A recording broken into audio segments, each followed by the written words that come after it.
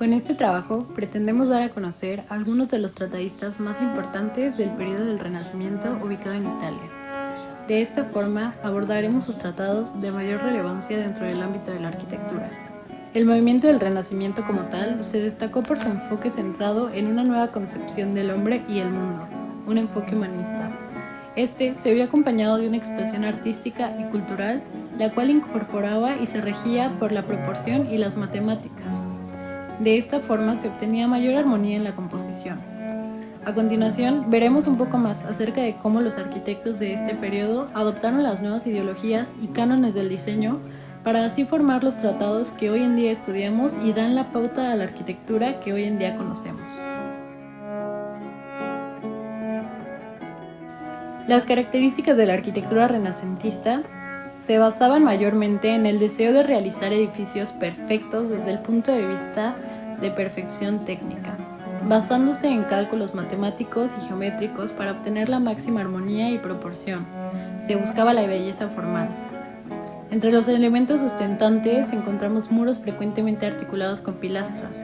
Entre los elementos sostenidos encontramos arcos de medio punto, cubiertas planas de casetón o bóvedas, y la más característica de los arquitectos renacentistas, la cúpula. Entre los elementos decorativos encontramos medallones o tondos, sillares almohadillados, guirnaldas, columnas abalaustradas, conchas o grutescos, los cuales eran seres fantásticos creados a partir de la mezcla de humanos, animales y vegetales. Es frecuente que la decoración se disponga a candelieri con un eje central en torno al que surgen los elementos ornamentales. Entre los elementos constructivos para decorar encontramos pilastras y entablamentos.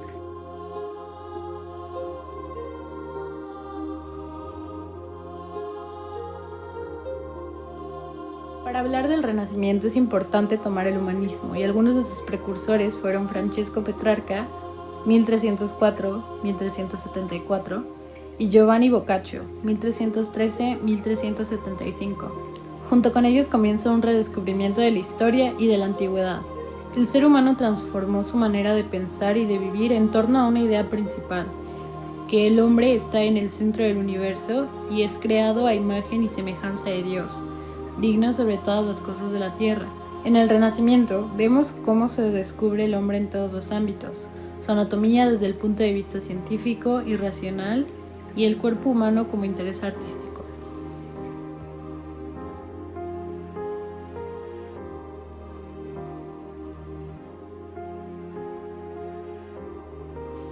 León Battista Alberti, nacido en Génova el 14 de febrero de 1404 y fallecido el 25 de abril de 1472 en Roma. Recibió una educación acorde con su clase social en la escuela de Barsitzia en la Universidad de Bolonia.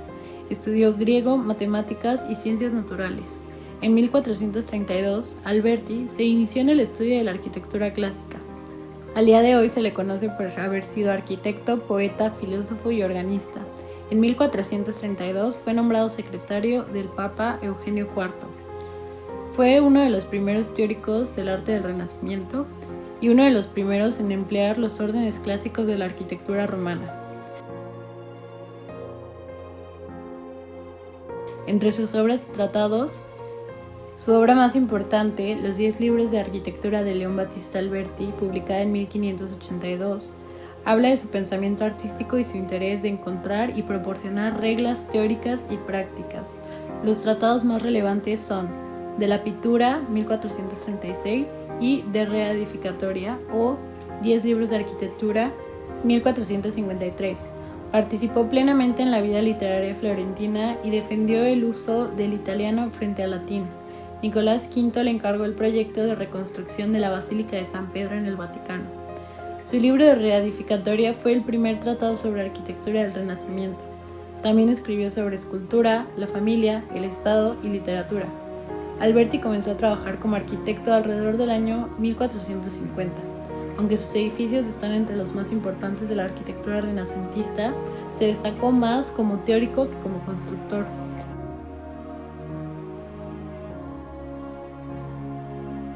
Algunas de sus obras arquitectónicas más importantes son las siguientes: Palacio Rucellai, 1445-1451, Florencia; Templo San Francisco o Templo Malatesta de Rimini, 1447-1450. Rimini. Iglesia de San Sebastiano, 1460, Mantua. Iglesia de Santa Andrea, 1472, Mantua. Santa María Novella, 1456-1470, Florencia.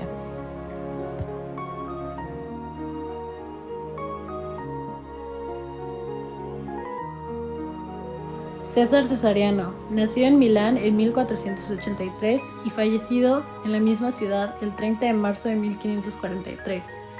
Fue un arquitecto, pintor, escritor de temas artísticos y teórico de arquitectura de Milano. Sobre sus estudios se sabe muy poco, sin embargo, se cree que mayormente fue autodidacta. Algunas de sus influencias más importantes fueron de Donato Bramante y Maximiliano Sforza.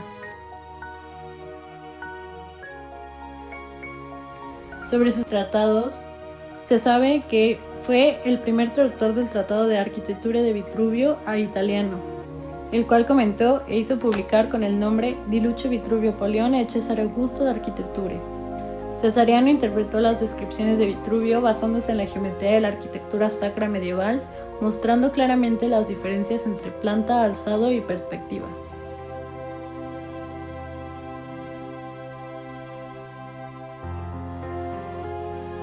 Sebastián Serlio, nació en Bolonia, Italia en 1475 y fallecido en 1554. Fue un arquitecto y pintor italiano. Algunas de sus influencias más importantes fueron por Baldassare Peruzzi, entre otros tantos de sus antecesores. Sobre sus obras y tratados, escribió el libro 1 y 2 y el primo libro de arquitectura, el libro 3, Antiquitadi Roma, Venecia, el libro 4, Regoli Generali de Arquitectura, Venecia, libro 5, Diverse Forme di Tempi Sacri, París, libro 6, ese quedó inédito y fue publicado en Facsimil recientemente, su libro 7, Di molti accidenti cui possono occorrere all'architetto, y por último el libro extraordinario, donde viene su tratado sobre Tutte le opere d'architettura e prospettiva, en el cual ayudó a clasificar los órdenes clásicos de la arquitectura.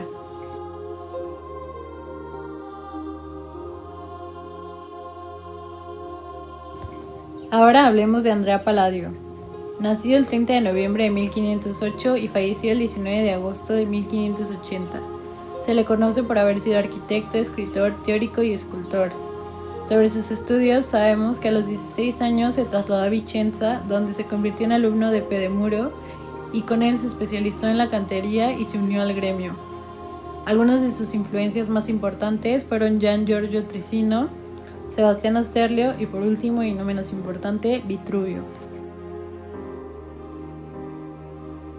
En su tratado Quattro Libri de la Arquitectura, publicado en 1570, nos trae 4 libros. El primero aborda las nociones generales de la arquitectura, el segundo diseña y describe las obras que realizó y las que quedaron como proyectos inconclusos. El tercero contiene las obras públicas y privadas de los antiguos y los modernos. Y por último, el cuarto es una compilación de cuánto pudo aprender acerca de los templos de la Edad Antigua. Entre sus obras arquitectónicas, una de las más importantes son las Villas Paladinas, y estas son un conjunto de construcciones suburbanas ubicadas en el Veneto italiano. Fueron proyectadas alrededor del siglo XVI y responden a la necesidad de extenderse y consolidar la riqueza de los patricios de Venecia. Las villas se convirtieron en un verdadero centro de poder, un signo de distinción social para la rica burguesía veneciana. En el segundo libro de su tratado, mostraba sus villas como un corpus de obras unificado. Cada conjunto está organizado simétricamente por dentro y por fuera. Algunas de las partes que lo integran son una logia y un hall central flanqueado por habitaciones a cada lado. También contaba con alas a cada lado de la residencia, las cuales contenían establos y bodegas, así como palomares que marcaban sus extremos.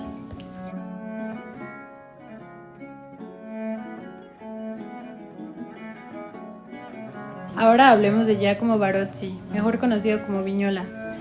Nacido el 1 de octubre de 1507 en Vignola, Italia, y falleció el 7 de julio de 1573 en Roma, Italia.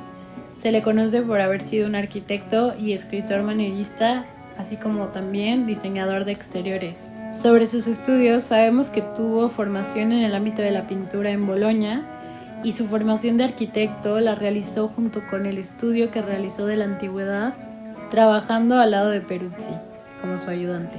Algunas de sus mayores influencias fueron Andrea Palladio, Giulio Romano, Michelangelo Buonarroti y Antonio da Zangalo. A Vignola se le reconoce por el tratado Regola delle Cinque Ordini della Architettura, publicado en 1562, el cual es uno de los mayores manifiestos de la arquitectura del siglo XVI. Este se utilizó como fundamento didáctico de todas las escuelas de arquitectura hasta el siglo XIX. En este tratado se retoman los 5 órdenes arquitectónicos clásicos y se explican, modulan y trazan a detalle basándose en la obra de Vitruvio y estructura de las construcciones romanas. Consta de 72 láminas ilustradas de elementos estructurales y ornamentales de la arquitectura clásica. Su segundo tratado, Le due regole della prospettiva pratica, publicado en 1583, es un texto inédito en el cual se condensan los estudios sobre la perspectiva práctica. Este se divide en 2 reglas. La primera, prima regola della prospettiva, construcción legítima albertiana, consiste en la percepción de la realidad más precisa, mediante el estudio de la geometría descriptiva y la óptica. Su segunda regla, seconda regola della prospettiva, es acerca del método de punto de distancia y sus aplicaciones prácticas. Su enfoque principal se basa en los elementos arquitectónicos como logias, bóvedas, pedestales, bases y capiteles de columnas.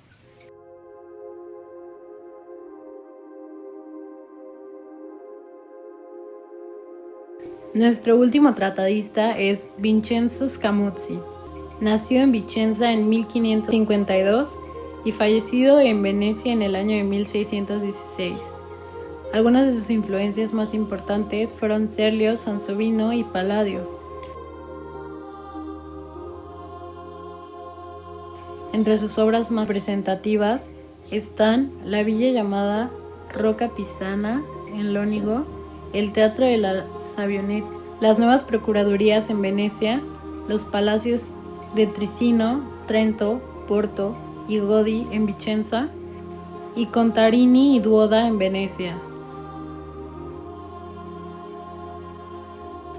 Sus obras teóricas son Los discursos de la antigüedad de Roma, publicado en 1582, e Idea de la arquitectura universal, publicado en 1615.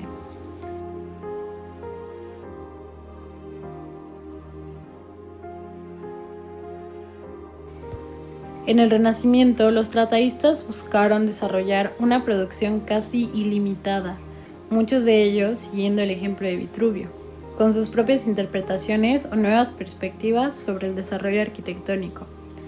La perseveración de los 10 libros de arquitectura del arquitecto romano del siglo I a.C. es básico para la difusión de las ideas de canon y orden. Otros generaron nuevas teorías nacidas del análisis de causas-efectos, mucho más libres y versátiles. Junto a la inspiración vitruviana, los autores procuraban posicionar al arquitecto como una figura típicamente perteneciente a la élite fundamental en cualquier estructura social, el artesano convertido a artista. Ese interés por sacar a la luz los manuscritos del pasado responde a la inquietud general de los humanistas por recuperar la historia antigua o renovar la historia sin olvidar la influencia de la antigüedad. El deseo del hombre renacentista de manifestarse como individuo ante el mundo. Estamos hablando entonces de un conjunto amplio y estructurado de elementos, de modelos y posibilidades que era fundamental para la ansiada recuperación de los antiguos, sirviendo a muchos otros, gracias a la cultura libresca que es inherente al humanismo renacentista.